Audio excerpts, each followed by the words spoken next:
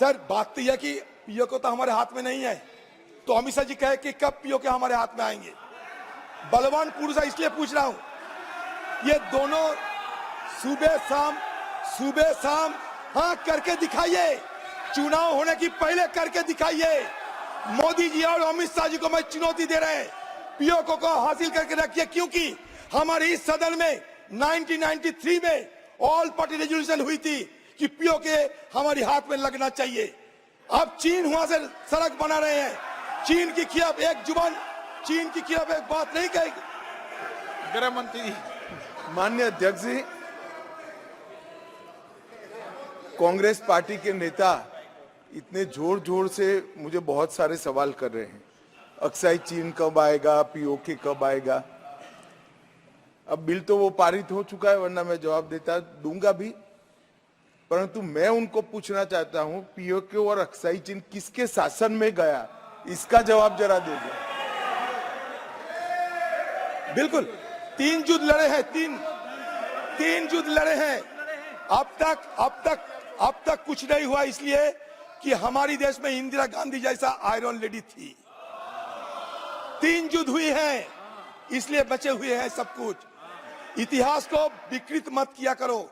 आप हमारी देश की गृह मंत्री है, सुबह शाम नेहरू जी के खिलाफ इस तरीके की अनवेरिफाइड बात मत करो, इस तरीके की इल्जाम लगाने की बात मत किया करो। आप क्लासिफाइड क्यों करके रखे हैं?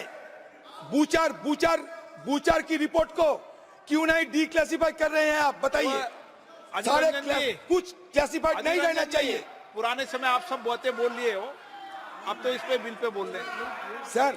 सर बात यह कि सर किस समय क्या हुआ था इस विषय पे सर, अगर हमारी तरफ से इतिहास की ऐतिहासिक दृष्टिकोण की तरफ लंबी डिबेट नहीं करते, ऐतिहासिक दृष्टिकोण की छोड़कर अभी सिर्फ इल्जाम लगाने, आरोप लगाना, ये हमारे लिए सही नहीं होगा, क्योंकि हमारे कोई प्रधानमंत्री देश की इंटरेस्ट छोड़कर किसी दूसरे को मदद नहीं किए।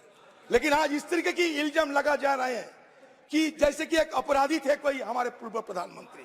ऐसा नहीं, आप लोगों की इतिहास भी तुरंत देखो आप। सर अगर बोलने दीजिए तो सर बोल लेंगे।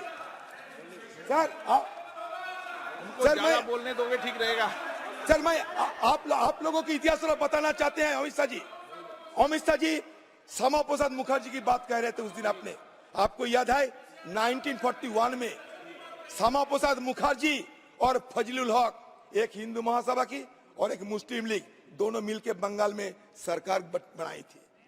आपको याद है इसके पीछे कारण क्या थी? और वो श्यामा प्रसाद मुखर्जी फजलुल हक से सत्ता बनाए थे 1941 में। ए ईयर बिफोर दैट, एक साल पहले, जो फजलुल हक वो पुराना कागज क्यों पढ़ते हो with the Muslim league had moved. Sir नहीं, ये कागज पढ़ चुके हैं पुराने रिकॉर्ड में।